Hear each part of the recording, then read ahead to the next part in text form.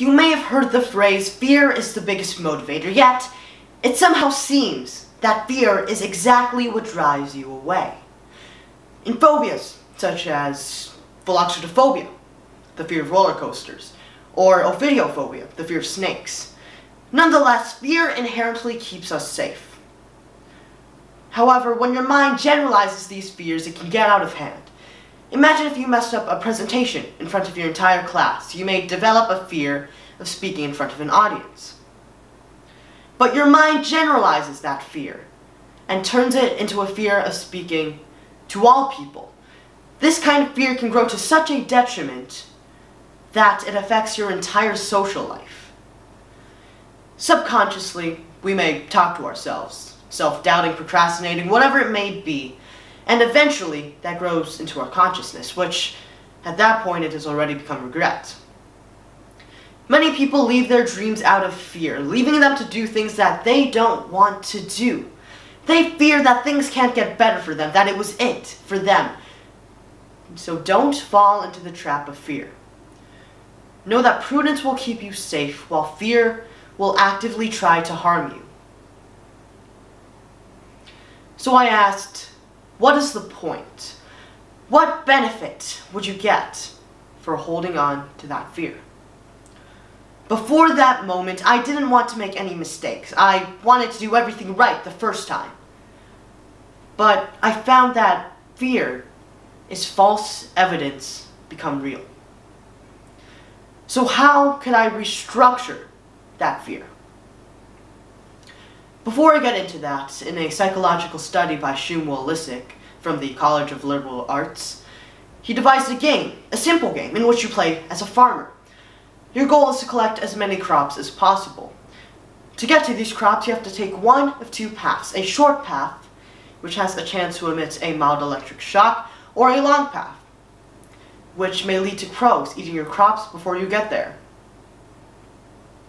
In an initial test, Lissick and his team used symbols to show whether the short path would emit a shock.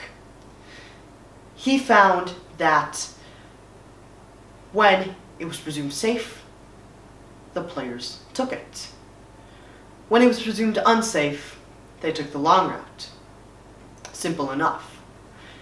However, when Lissick changed the looks of the symbols to near similarity in a second test, the results showed that the players always took the long route.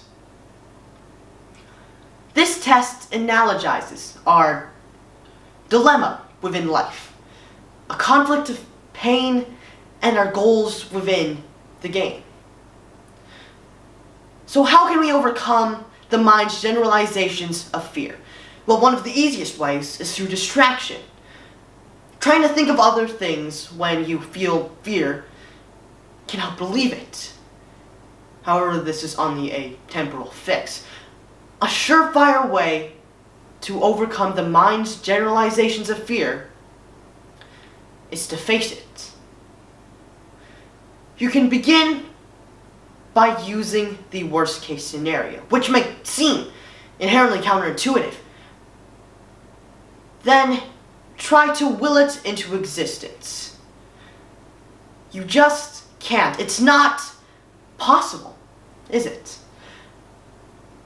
The more that you chase fear, the more it runs away. You can also try deep breathing to help cope with any panic that may arise. You can even go as far as to put your mind against itself by differentiating fear and prudence.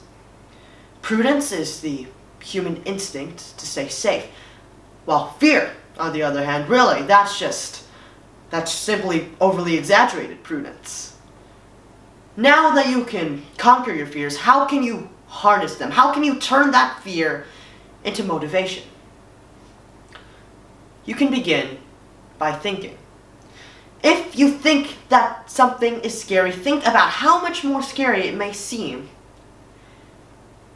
when you don't pursue it. Think about the cost of living within fear. You'll probably realize that there are more pros than cons to pursuing that. Then act and commit. Remember that danger and fear are not the same, and that it isn't the thing that is inherently scary, but rather the mind making it seem scary. If you can overcome the mind, then you can overcome any fear.